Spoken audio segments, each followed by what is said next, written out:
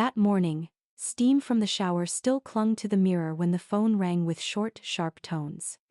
I only meant to silence it so Nathan could sleep a few more minutes, but the screen lit up, and in that instant, everything inside me froze. The message read, "Don't worry. When the house is done, there won't be a place to stay. Sender, Mom Hale." I stood still, listening to the sound of running water behind the bathroom door. It felt like the countdown of a lifetime of trust about to end. I curled up by the pale light seeping through the curtains, my hands trembling as I scrolled through other messages where Nathan wrote that the deed transfer papers would soon be ready, but they wouldn't bear my name. And in the fog on the mirror, I saw something clearer than ever. The man I loved was building a home that had no place for me in it. That afternoon, the Portland sky hung heavy, rain falling like threads of silk, laying a cold film over the kitchen window. I sat alone, watching drops slide down the glass, feeling as if I were dissolving with them. The air still carried the smell of fresh paint and sawdust from the renovation, a scent that promised something new yet made me sick. Nathan came home late. Like most days lately, he gave me a brief nod as he walked in. No hug, no warmth, only a short question. "Did you eat?" "Yes. What about you?" I asked softly, afraid to break the fragile silence between us. He opened the fridge, poured himself a glass of water, and went straight upstairs. His footsteps on the stairs sounded cold and distant, like wood cracking on a winter night. There was something in the way he moved, in how his eyes avoided mine, that told me, between us, spaces were forming, spaces no blueprint could fill. The next day, I went to the construction site where the workers were busy. Nathan wasn't there, only a few technicians measuring the new foundation. I looked around, searching for the familiar feeling of the dream house we once sketched together, but everything was different.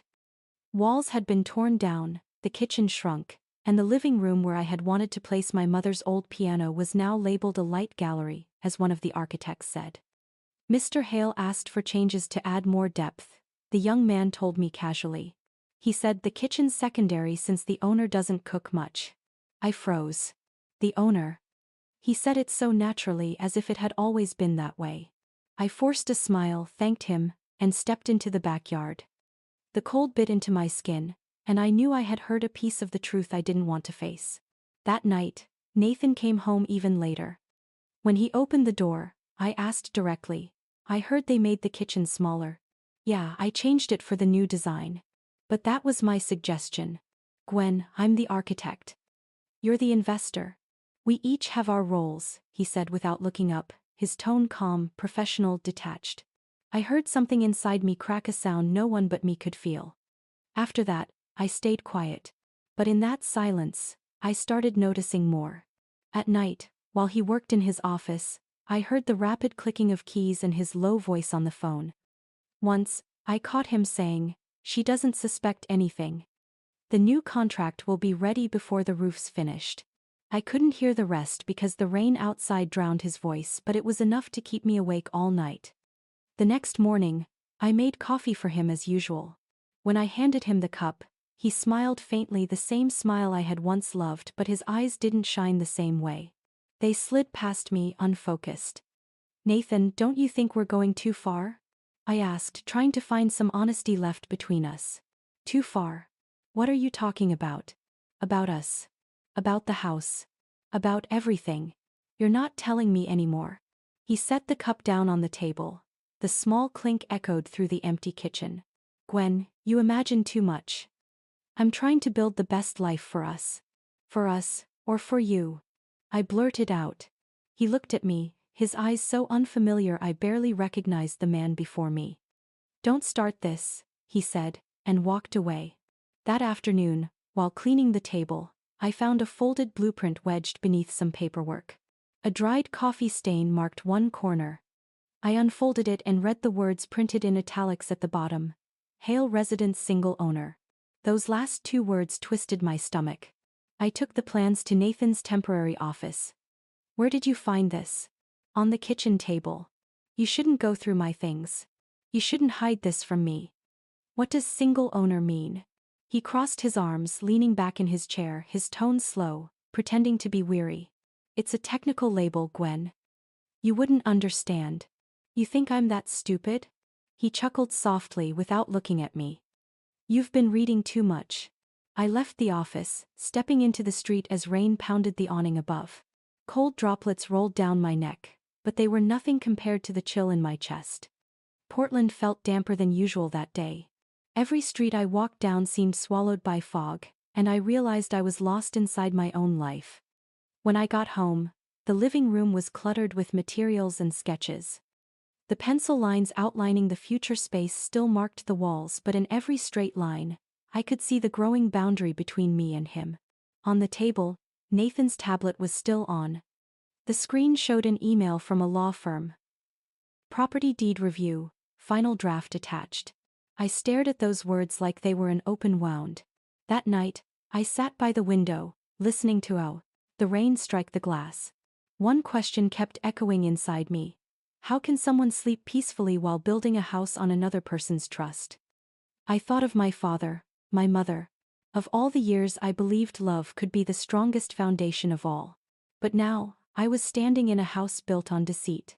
Somewhere upstairs, Nathan's footsteps moved back and forth, occasionally stopping right above me. I looked up at the ceiling, as if trying to breathe through the weight of everything pressing down. Outside, the rain still fell. The light from the construction site shone through the window, making the droplets on the glass glimmer like silent eyes watching. I whispered softly, to no one in particular.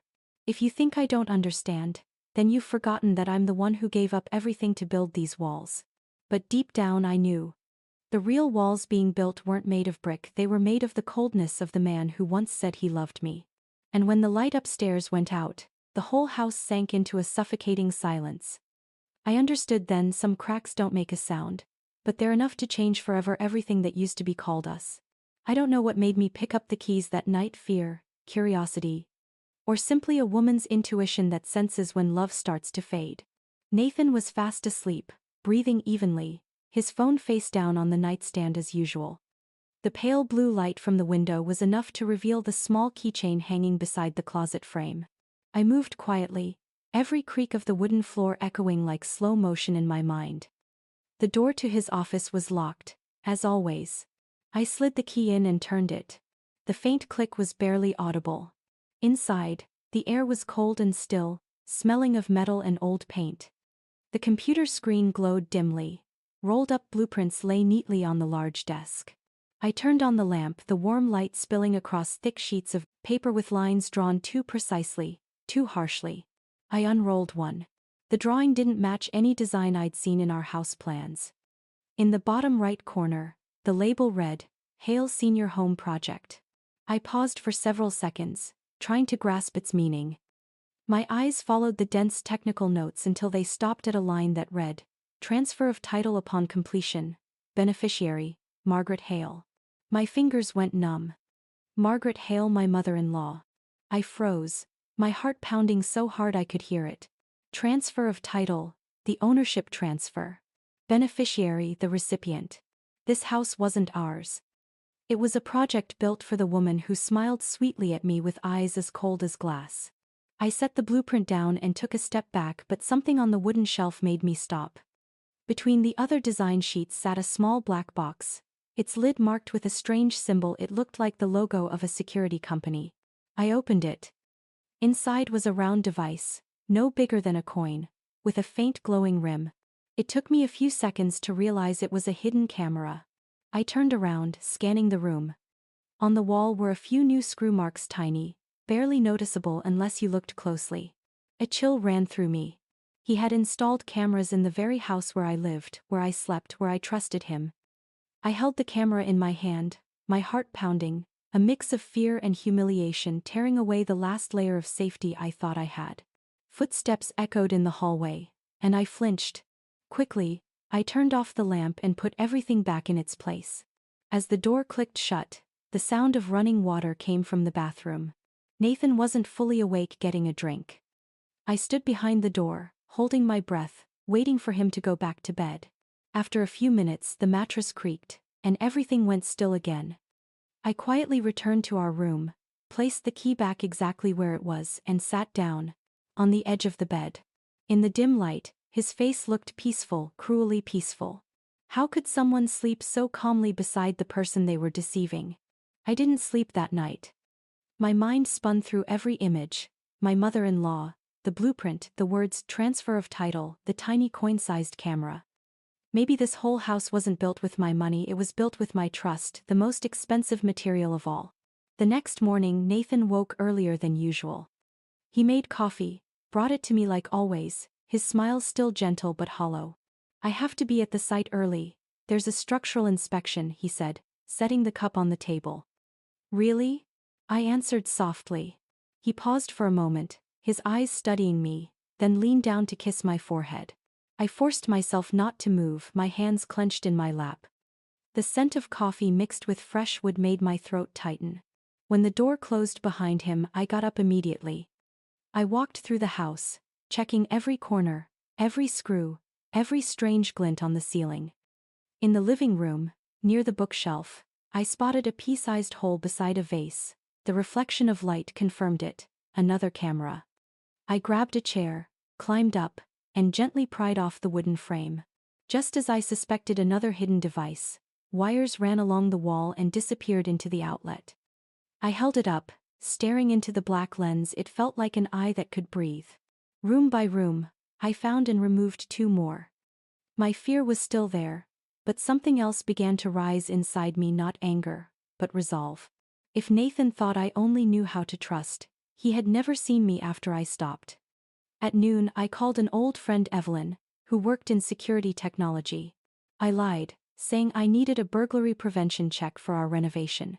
She agreed to come that afternoon. Evelyn turned on her signal scanner and walked around the house. The results made my skin crawl.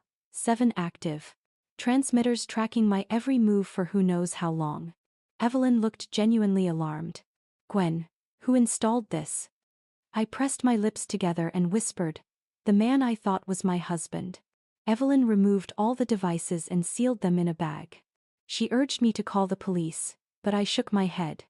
"Not yet. If I do that now, he'll erase everything. I need stronger proof."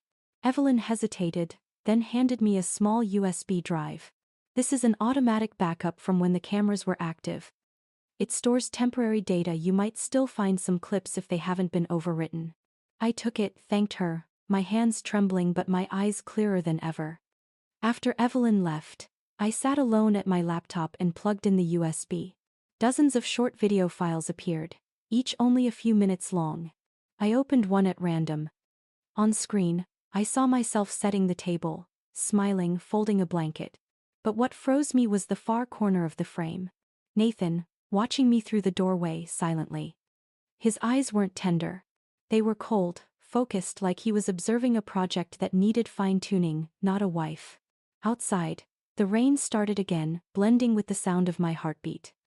I knew I was standing at a crossroads: either keep pretending or prepare for a battle I never thought I'd fight.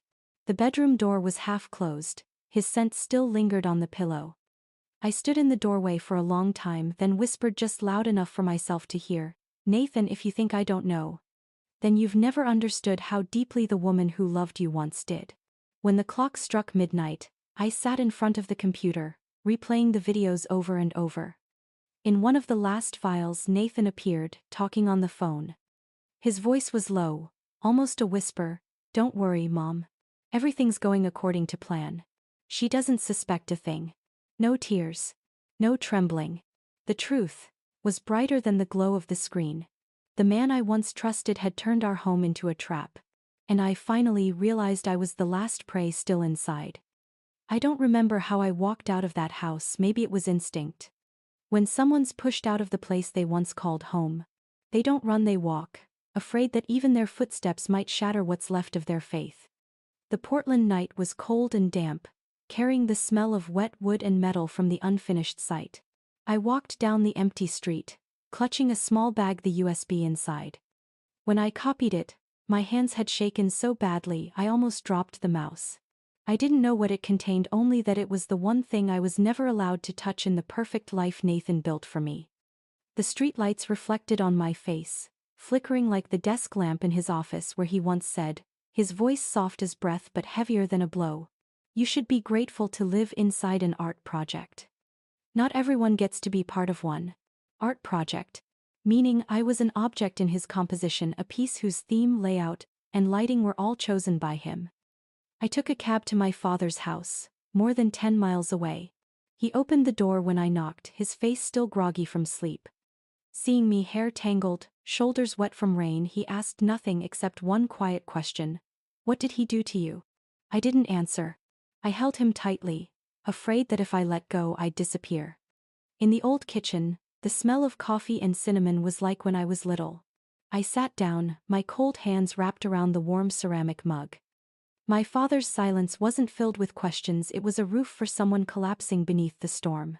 I think, I've been living with someone I never really knew, I said quietly.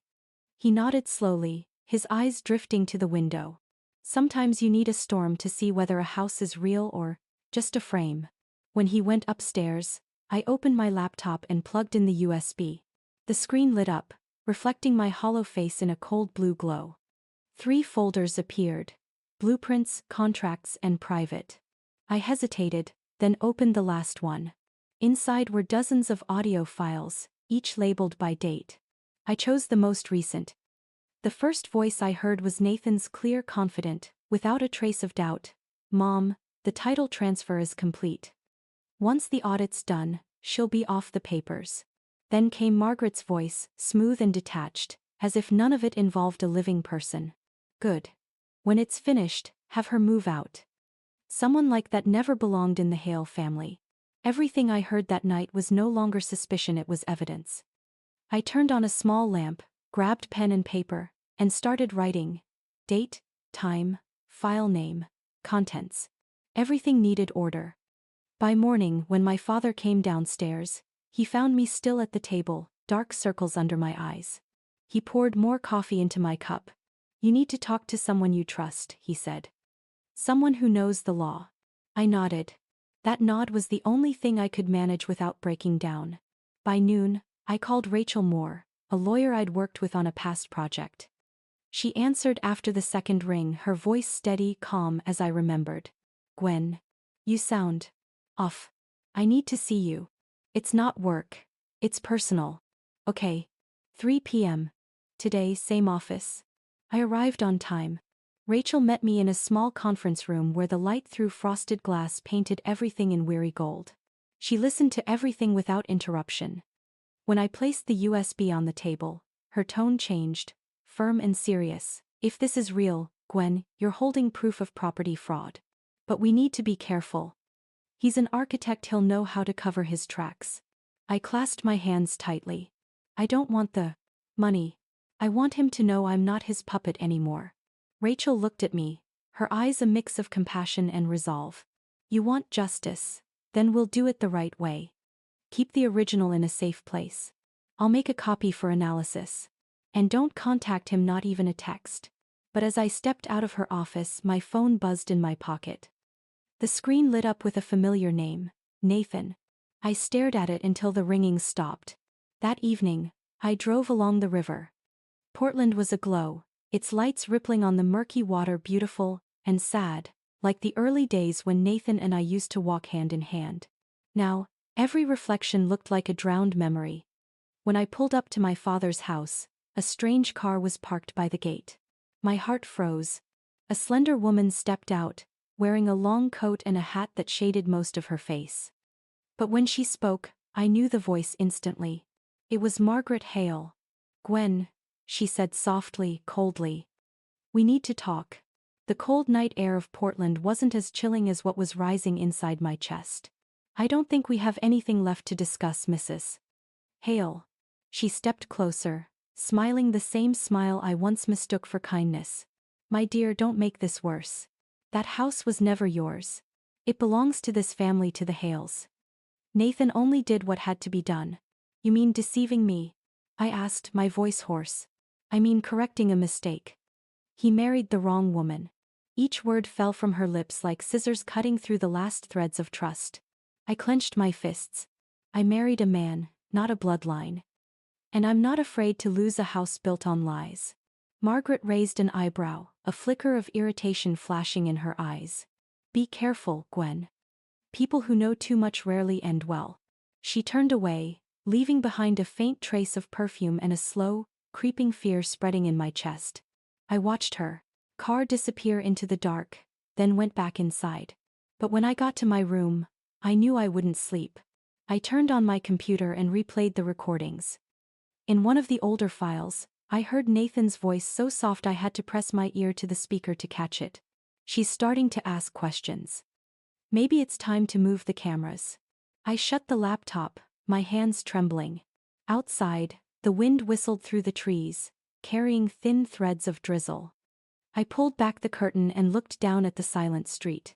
For a moment, I could swear someone was standing under the tree across the road, motionless, watching me.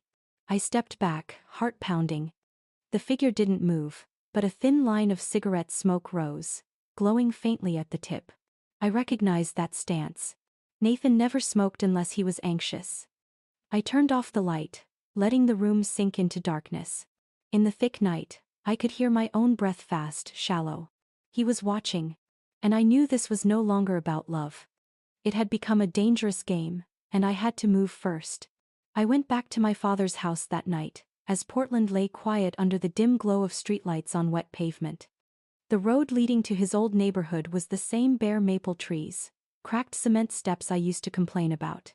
But tonight, those cracks brought comfort. They hid nothing, unlike the people I had left behind. My father opened the door the moment I knocked, as if he'd been waiting. He didn't ask questions, looked at me with the eyes of a man who had seen too many unvarnished truths. I tried to smile, but my lips wouldn't obey. He tilted his head gently and said, "Come in, sweetheart. It's cold out there." I crossed the threshold. The smell of warm wood and roasted coffee made my chest ache. His house wasn't large, but everything was neat, orderly, safe, a feeling I hadn't known in a long time. He handed me a cup of hot tea, setting it on the old wooden table. His voice was calm, steady, like always. "If you don't speak up, you'll keep being hunted in silence." I knew that wasn't comfort, it was a quiet command. After more than 30 years as a police officer, he understood that silence could be a crime. So I told him everything. I didn't hold back, didn't stop midway. From the night I found the blueprints in Nathan's office to the moment I confronted him and left with the USB. My father listened, hands clasped, never interrupting. His eyes grew darker with each detail. "You did the right thing by leaving," he said, his voice rough. "But leaving isn't enough. Now you need to fight back." I looked up. "I don't want revenge. I want the truth to be seen." "Then make sure it is seen, Gwen. Don't let him bury it under paperwork." He turned toward me, his gaze sharp again, the look of a man who once wore a badge. "You remember Rachel Moore, don't you? She helped me with your Uncle Edward's estate dispute. She's good and discreet." Rachel had always impressed me, not with her skill, but with her rare steadiness. My father opened a drawer and pulled out an old business card, his handwriting marking her new number beneath. "I'll call her in the morning. But tonight you rest. Don't touch the USB again. I'll keep it." I wanted to argue, but his eyes stopped me. Maybe for the first time in years, I felt truly protected. The next morning, the rain hadn't stopped. My father sat at the kitchen table, the phone tucked between his shoulder and ear, his tone steady but firm. "Rachel, this is Harold Carter. I need you to review a case involving property fraud and forged signatures. It's about my daughter." Her voice came clear through the receiver. "I can meet her this afternoon at 4 o'clock. Same office?" He hung up, then looked at me. "Don't be afraid. You're strong enough to finish this." The words "strong enough" sounded light, but inside me, they weighed like bricks stacked on the half-built walls of my past. Rachel's office was on the 3rd floor of an old building by the Willamette River. She came out to meet me, slender, brown hair tied neatly back, eyes both warm and sharp. "Gwen Carter. I didn't expect to see you again like this. I didn't expect to need you for something like this." I handed her the USB and recounted everything. Rachel plugged it in, carefully opening each folder. On the screen appeared the directories. Blueprints, contracts, private. She opened contracts. Each file was a PDF with electronic signatures, a construction company seal, and my name listed as authorized signer. She frowned, zoomed in on the signature, then turned the screen toward me. "Gwen, have you ever signed your name like this?" "No. I never crossed the G in my signature. Rachel nodded, clicking a few times. This technique's called digital cloning. They scanned your real signature, then used modeling software to place it on multiple documents. If I hadn't looked closely, I might have missed it too. She switched to the transfers folder. A list of bank transactions appeared. Money moved from my account to Margaret Hale, personal account. Do you recognize these? Rachel asked. I stared at the screen. These are the payments I made to the construction company. He changed the account information. Exactly. And this is our first piece of evidence. I could hear my heartbeat heavy and loud. Rachel's voice slowed. Gwen, this isn't a simple case. If I'm right, they planned this long before you signed the investment papers. I looked down at my hands, my nails pressing against each other as cold crept up my arms. I thought love was enough to keep people from scheming like that, I said, my voice cracking. Rachel sighed softly. Love can blind you. The law doesn't. She removed the USB, placing it on a cloth as if afraid to let it touch dust. I'll copy all the data and file it with the court along with a request for investigation. But Gwen, you need to be ready. Once he knows what you have, he won't sit still. I know. And I don't plan to either. Good. You're more like your father than I thought. By the time I returned to my father's house, the sky was turning gold. The sunset cast a glow over the old brass nameplate that read Harold Carter. He was sitting in his armchair, a folded newspaper on his lap. When I walked in, he asked, "What did she say?" "Rachel's filing the case. She found everything they hid. You've made it halfway, but be careful, Gwen. When a liar's cornered, they bite." I used to think only big crimes needed investigation, I said quietly. But maybe the worst ones hide in kitchens, in dinners, in the most ordinary conversations. That's why good people lose the first round. But only the first. He stopped mid-sentence, his voice dropping. Do you hear that car? A beam of headlights swept across the window, cutting into the room. A black SUV parked outside. My heart clenched. My father narrowed his eyes, grabbed his phone, and dialed a familiar number, the precinct desk. This is Harold Carter. I need a plate check on a black SUV parked outside my house, 42nd Avenue, East Portland. When he hung up, the headlights outside went dark. The vehicle slowly reversed, then disappeared into the night. That morning, Portland was unusually quiet. Dew still clung to the trees, and the sound of my father's coffee maker filled the kitchen. I reached for the front door to grab the newspaper, but my hand froze halfway. Something was off. A black envelope was taped to the center of the door, smooth, unmarked, no postage, no address. A strip of silver tape held it flat, like a warning. My heart pounded. My father came out, saw me standing still, and his expression changed immediately. What is it? I peeled the envelope off slowly, afraid of what might explode from inside. A photo. Not a letter. A picture of me asleep in my old room, hair spread on the pillow, curtains slightly open. The light in the photo was morning light, meaning someone took it only hours ago while I slept. On the back, in slanted handwriting, thick black ink still fresh, "Walls have ears, Gwen. Don't make this ugly." My father took the photo, stared at it for a long moment, then clenched his jaw. "Is your window locked?" "Yes. I'm sure. Then someone has a key." His voice dropped, the years of being a police officer resurfacing instantly. He called the local precinct, his tone calm and cold. "This is Harold Carter. Possible home intrusion. I need a team dispatched immediately. Address." While we waited, I stood in the living room, staring around. Everything looked the same, tidy, peaceful, but now that peace felt like a mask. I imagined Nathan standing here, watching, placing that envelope on the door, leaving without a sound. The thought made my hands shake. The police arrived 20 minutes later. A young officer named Miller came in first, her tone professional but sympathetic. "Mrs. Carter will need to see where the entry point might be." My father led them upstairs. I stayed below, listening to the sound of their boots, the faint clink of metal as they checked locks, then a male officer's low voice, fresh scratches near the hinge. Someone used a thin tool to pry it open. Miller came back down holding a small plastic bag. Inside was a strip of silver tape, the same kind that sealed the black envelope. We'll run it for fingerprints. We'll also need permission to review neighborhood security footage. My father nodded, his voice gravelly. Do whatever it takes. When the police left, he sat back down, his eyes fixed on the photos still lying on the table. He's trying to scare you. But if he's breaking into this house, he's desperate. I sat across from him, gripping my hands, trying to steady my voice. He knows I have the USB. And he's losing control. That afternoon, Rachel called. I told her everything. Gwen, I want you at the office immediately. Don't stay home. I'll send a car. Rachel, he's already been inside my room.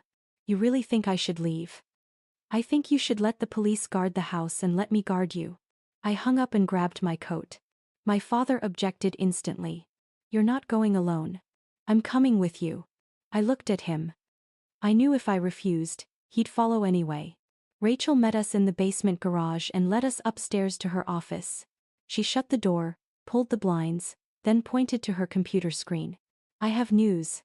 The bank confirmed all transfers to Margaret's account were made using Nathan's electronic signature from his IP address. And the title transfer contract has been frozen by the court. I looked at her, feeling my lips tremble but not from fear. It was a mix of relief and fury, like someone standing in the wreckage, finally seeing the face of the one who lit the fire. Rachel continued, her tone firmer now. But the fact that he sent that photo this morning means he's panicking. And a panicked man does stupid things. You have to be careful, Gwen. What do you think he wants? Control. A man like Nathan can't stand losing. He wants you to believe that even if you walk away, you're still within his reach. My father stood beside me, placing a hand on my shoulder. You're not alone, Gwen. He wants you afraid, but you've got people around you who won't let him touch you again. I looked up at him and smiled faintly. I'm not afraid, Dad. For the first time in my life, I understand what it feels like to be hunted. Rachel opened a drawer and pulled out a thick folder. This is the emergency protection order. I'll file it this afternoon. While we wait for the official approval, you need to stay somewhere safe. I have a friend in private security. He'll keep watch around your father's house. My father nodded, his expression grateful. Thank you, Rachel. But I'll be on watch too. I'm not leaving my home unguarded. Rachel smiled softly. I knew you'd say that. Just promise me you'll let them install extra surveillance cameras. Back home everything felt different. The space was the same, but now every wall seemed to have eyes. I looked around, trying not to let my imagination consume me. On the table, my father's half-finished cup of coffee still let off a thin wisp of steam. Sunlight slanted through the window, glinting on the photo the police had taken for evidence. I closed my eyes. Behind my eyelids, I saw Nathan's face again, not the loving one from our wedding day, but the cold expression from that last night in the house. You're not a Hale, he'd said to him. Love was another project, and once completed, the investor collected his return. Outside, a faint rumble of thunder rolled, followed by scattered rain. I opened my eyes and saw my father standing on the porch, coffee cup in hand, eyes fixed on the empty street. He stood still, but I knew his mind was tracking every car that passed, every shadow that moved. I walked to the doorway and said quietly, Dad, I think he'll come back. He answered in a steady, low voice, then let him see that this time, you're no longer the prey. That night, Portland lay under a thick fog, like the breath of a beast waiting to strike. The wind howled through the old window frames, scattering dry leaves across the porch. My father had gone to bed early, while I sat in the living room, the laptop open but unread. Lately, I'd lived like a tightened string, alert but no longer afraid, exhausted yet unable to rest. The desk lamp cast faint light, reflecting my pale, hollow face in the glass, worn, but awake. I remembered Rachel's words from earlier. Now he has two options, run or confront. And I believe he'll choose the latter. When the clock struck 1 a.m., I was about to shut the laptop. Then came a sharp, brittle sound, the crack of breaking glass. Not loud, but enough to freeze my blood. It came from the kitchen window. My father appeared on the stairs, holding a flashlight and the old revolver he'd kept since his police days. He gestured for silence and moved slowly toward the hall. A dark figure flashed across the glass door. The streetlight outside caught enough of his face for me to see Nathan. He wore a dark coat, black gloves, and his eyes gleamed in the dark, not the eyes of the man I'd loved, but of someone who'd lost all reason. My father took a step forward, his voice calm but commanding. "Stop, Nathan. The police are on their way." He laughed, a dry, hollow sound. "Old man, I'm here to take what's mine. No one needs to get hurt." I backed away, my hand groping for the alarm button beneath the table. But Nathan was faster. He shoved the door open, knocking the flashlight from my father's hand. Glass shattered everywhere. My father raised his gun, but Nathan lunged, grabbing his wrist. They struggled, gasping, the sound of wood creaking under their weight echoing through the once quiet house. I screamed, "Stop, Nathan. You're committing a crime." "I'm taking back what you stole," he shouted, shoving my father hard against the wall. Without thinking, I grabbed the nearest chair and struck him across the back. Nathan spun around, eyes bloodshot, his hand rising, but he froze when he saw my phone, my finger hovering over the alarm button. I pressed it. A piercing siren filled the air, slicing through the night. My father's old home security system, once thought obsolete, became our savior. The front yard lights flashed in warning, sending a live signal straight to the police. Nathan cursed, lunging for the leather bag on the table, the one holding the copies of the contracts. He yanked hard, tearing the strap. "You think you're so smart, Gwen. Everything you have came from me. You have nothing left to lose except what I'm holding. But you'd better be sure that's what you want." He ripped open the bag, pulling out the stack of papers and a silver USB drive. His eyes lit up, part relief, part triumph, but seconds later he frowned. The USB looked different. It lacked the tiny corner mark I knew he'd notice. He flipped it open and plugged it into his tablet. The screen went blank, showing only one file. "For you." He clicked it. A recording played, my voice, calm and sharp. "If you're hearing this, it means you've crossed the point of no return. The real USB is already in the hands of attorney Rachel Moore." Nathan's face drained of color. He hurled the USB to the floor, his eyes wild. He roared and lunged at me, but my father was already back on his feet. Despite his injured shoulder, he mustered enough strength to shove Nathan away. They crashed to the floor just as the sound of sirens grew nearer. Through the window, blue and red lights flickered closer. Nathan struggled, but my father pinned his arms to the ground. "Enough, son. Surrender before it gets worse." Nathan gasped, his eyes bloodshot. "You don't understand. She's the one who ruined everything." The front door burst open. 2 officers rushed in, weapons drawn. "Hands off. Now." My father raised his hands and stepped back. Nathan kept fighting until a swift takedown left him face down, his hands cuffed behind his back. As the cuffs clicked shut, I backed against the wall, drained of all strength. Nathan was hauled to his feet. In the flashing police lights, his face was bruised, but the stubborn glint in his eyes remained. "You'll regret this, Gwen," he rasped, voice hoarse but powerless. "No, Nathan. Regret is something you've already spent." They led him outside. The door closed, and silence fell again except for our ragged breaths. My father sank into a chair, rubbing his shoulder, his breathing heavy. I ran to him and grasped his hand. "Are you okay, Dad?" "Hi. I'm fine. Just old. Not as quick as I used to be." He smiled faintly, pride glinting behind the fatigue in his eyes. "The police took photos, filed their report, and gathered our statements. By the time they left, dawn was breaking. The first sunlight streamed through the curtains, catching the shards of broken glass on the floor, glimmering like a reminder that the nightmare had truly ended. My father looked at me and said quietly, "You did the right thing giving Rachel the real one. People are only strong when they prepare for the worst." I clasped his calloused hand, warmth spreading through my fingers. "Dad, if the police hadn't come in time..." He squeezed my hand gently, cutting me off. "Don't say if. They came because you acted right. That's what matters." I nodded. Outside, the lights spread slowly down the street. A bird fluttered past the eaves. My father's small house, once my refuge, had become the only place where I truly felt safe. I knew it wasn't over.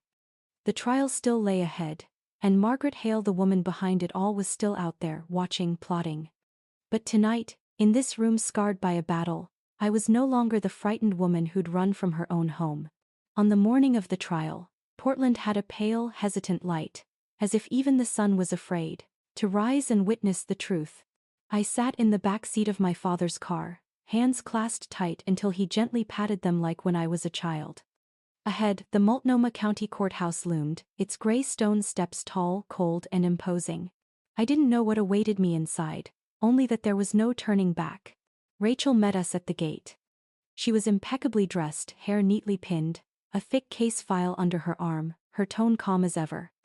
"They'll try to stall, Gwen. But we have everything we need. Remember, don't let them shake you." I smiled faintly. I lost a whole house because I hesitated. Not today. Across the aisle, Nathan sat with loose handcuffs, his face gaunt, his eyes still holding that same cold glint I'd seen the night he broke in. But this time, there was no pride left in it. Beside him, Margaret Hale sat upright, hands folded in dark leather gloves. Her hair was perfectly set, her expression disturbingly serene. To anyone else, she might have looked like a woman attending a charity meeting, not a criminal hearing. When the judge entered, everyone rose. The gavel struck 3 firm times, closing one chapter of my life for good. Nathan's lawyer spoke first, his voice even, laced with feigned sympathy. "Your Honor, my client Mr. Nathan Hale accepts responsibility for the charges of trespassing and assault, but denies any intent of financial fraud. All financial actions were taken under the influence of his mother, Mrs. Margaret Hale. He was a victim of manipulation, not the mastermind." I wasn't surprised. Rachel had warned me they'd try that, lay all the blame on the woman who raised him. What unsettled me was Nathan's gaze. He didn't look down or at the judge, he looked straight at me. His eyes seemed to say, "You once believed me. Believe me one more time." Rachel rose, her voice quiet but razor-sharp. "If the defendant truly were a victim, Your Honor, he would not have signed a life insurance policy naming a single beneficiary, his mother, days before the property transfer took place." A soft murmur rippled through the courtroom. Nathan flinched, while Margaret tilted her head, her thin smile unchanged. Rachel continued, slowly taking out a stack of documents sealed in a clear plastic folder. "This is the original life insurance policy, signed 18 months ago. Total value, $1.5 million. Signed by Nathan Hale. Beneficiary, Margaret Hale. Alongside it is the bank record showing that all premium payments were made from Mrs. Hale's account, not Nathan's."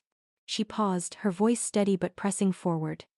"This means she orchestrated everything, using her own son as a tool to seize my client's assets while profiting from her son's very life." The judge raised an eyebrow, his tone lowering. "Mrs. Margaret Hale, do you have any response to this accusation?" She gave a faint smile. "I helped my son secure his future. That girl." She looked at me, pausing for a beat. "She wanted to take everything from him. I did only what a mother should do." Rachel didn't let her finish. "A mother protects her son by naming herself the beneficiary of his life insurance policy. By forging her daughter-in-law's signature to steal property." Whispers rose again, louder this time. Margaret's expression didn't change. She turned to Nathan. "Tell them, Nathan. Tell them everything I did was for you." Nathan lifted his head, his eyes bloodshot. I couldn't tell if it was from shame or anger. His voice was low, but in the still courtroom every word was clear. "Mom, you said if I let Gwen go, I'd lose everything. You said all I had to do was sign." He choked. "You said she made me weak." Margaret started to speak, but the judge raised his hand to stop her. His tone was grave. "Mrs. Hale, the court will review all evidence, but your son's statement is enough to expand the investigation to include charges of conspiracy." Rachel handed over another folder. "Your Honor, this is proof of multiple transfers from my client, Mrs. Gwen Carter's account, to Mrs. Hale's personal account, disguised as payments to a construction contractor. All were made from an IP address registered to the Hale residence." A nearby officer took notes. Margaret was no longer smiling.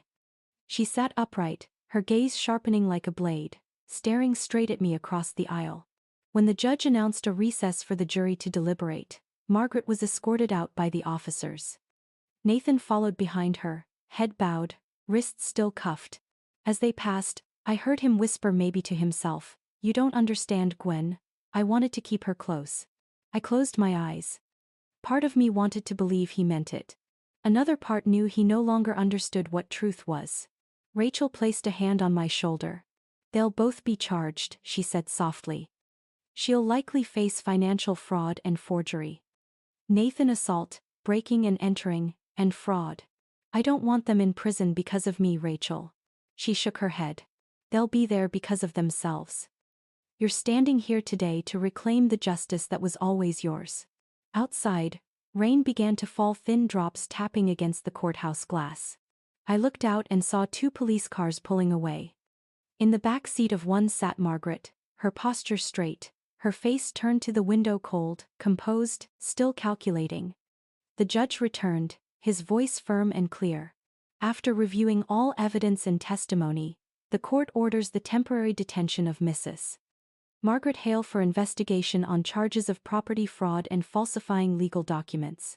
Mr. Nathan Hale is found guilty of assault, unlawful entry, and financial fraud." When I stepped out of the courtroom, my father was waiting in the hall. He handed me a handkerchief. I wiped my tears and smiled faintly. "I thought I'd feel relieved, but all I feel is empty, Dad." He placed a hand on my shoulder, his eyes gentle and sad. "Because you've witnessed the cruelest truth of all, that sometimes the truth doesn't just expose the wicked, it destroys what once was family." I returned to that house on a damp morning in early March.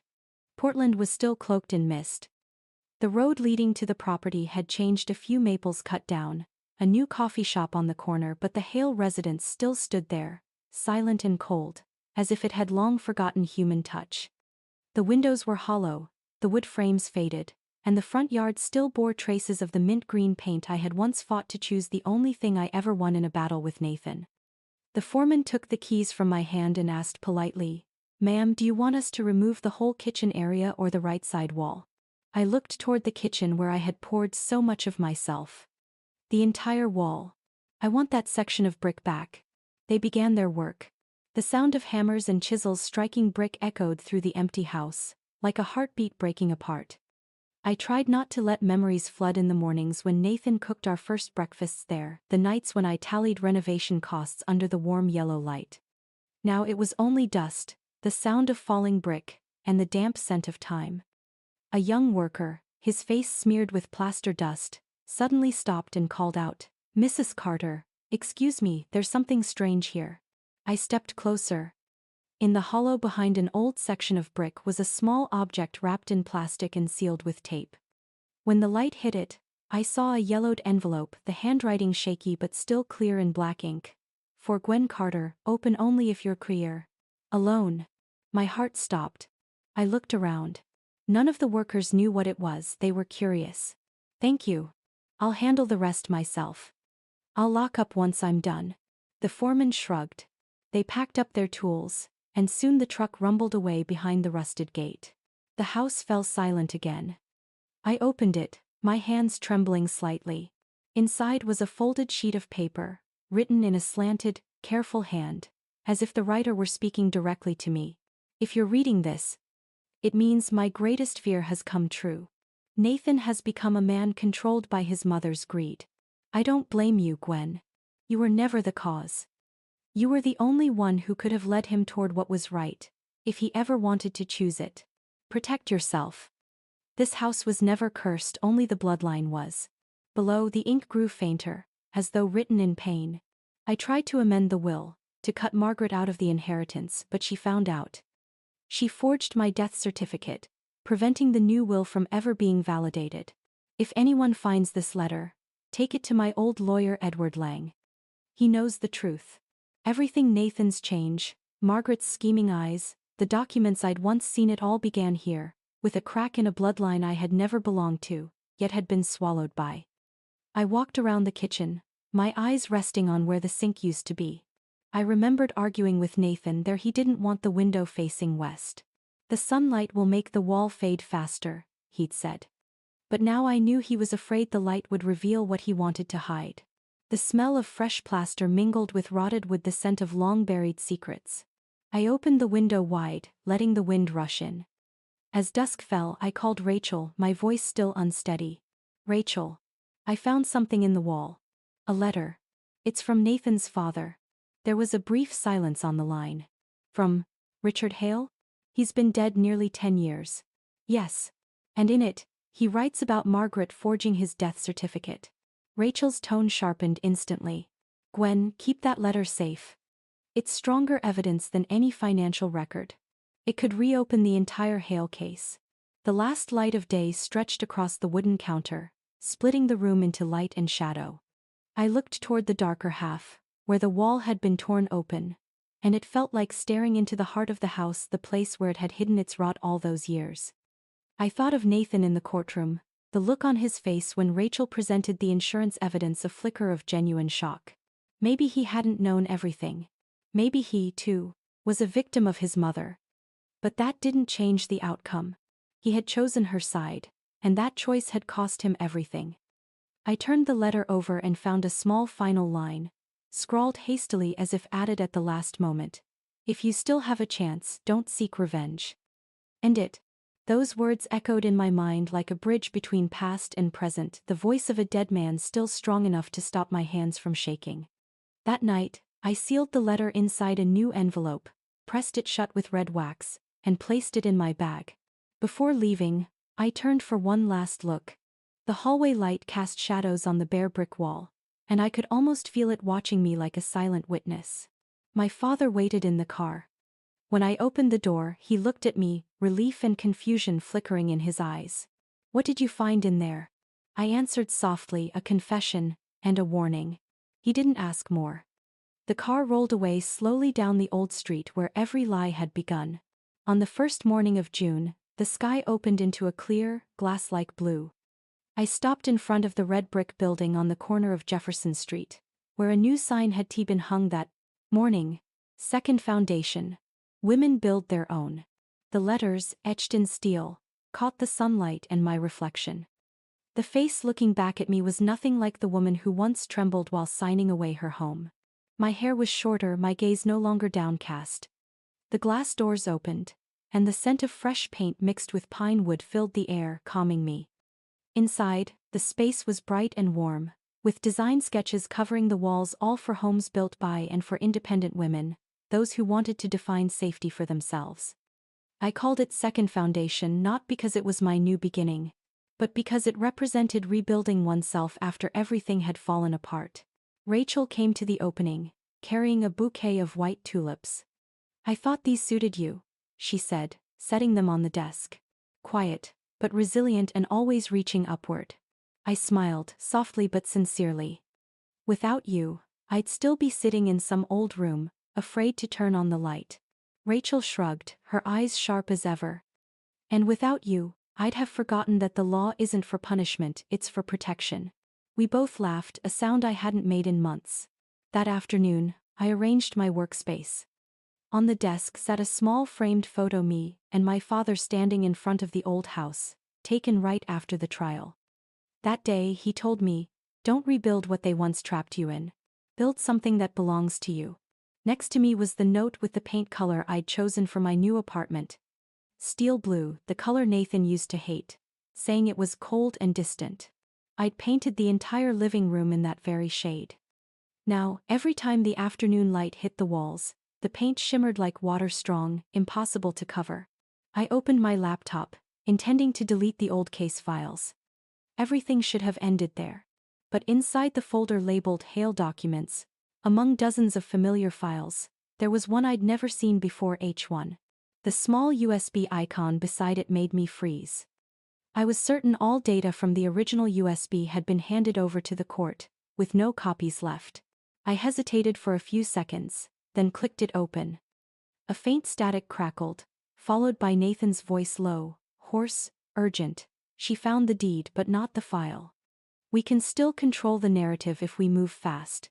The voice that answered him wasn't his mother's, but another woman's, cold, decisive, powerful. We can't let Gwen walk away. The foundation is worth millions. Finish the deal, Nathan. I sat up straight, my fingers tightening around the edge of the desk. The foundation. I had named my company Second Foundation. But this recording was clearly from long before. They were talking about another foundation, maybe a financial project, or an investment fund created under my name without my knowledge.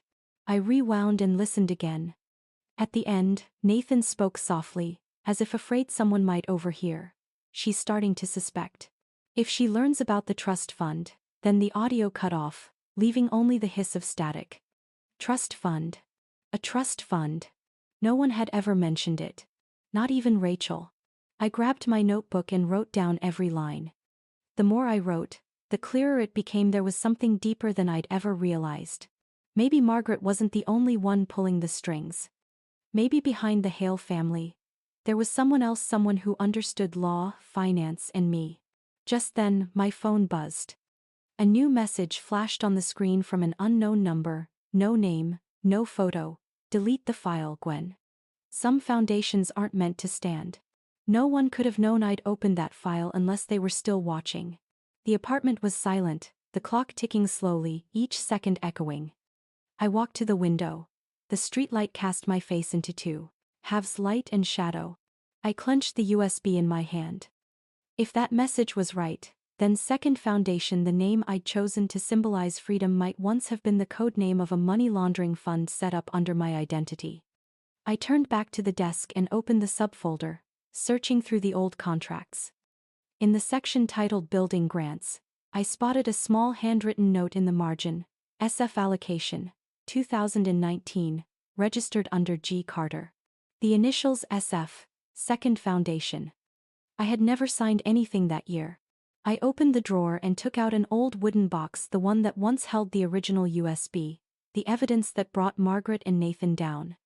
Inside, among the sealed documents, was another smaller drive, faintly engraved with H1. I turned it over. Along the edge, two tiny words were etched: Horizon Group. That name had appeared briefly in one of the contracts. Rachel once mentioned a real estate investment firm that restored old homes. Nathan had collaborated with them. I exhaled slowly, the fragments in my mind beginning to fit together, though the picture was still incomplete. Outside, the distant sound of car horns drifted in.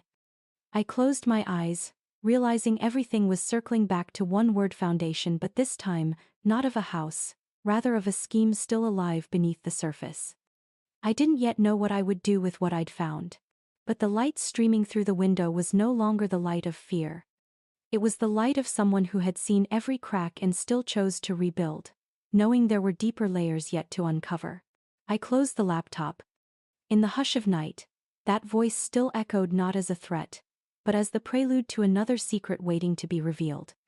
There are memories that echo even when you think they're locked away, especially when the night is quiet enough. But maybe it's through those very cracks that the light finally finds its way in. I know, longer search for the why. I've learned how to keep walking steadier, calmer. If you've ever had to start over from nothing, you'll understand this feeling. Thank you for staying with me through the story. Please like, follow and subscribe so I can share more journeys with you, and tell me, where are you watching from?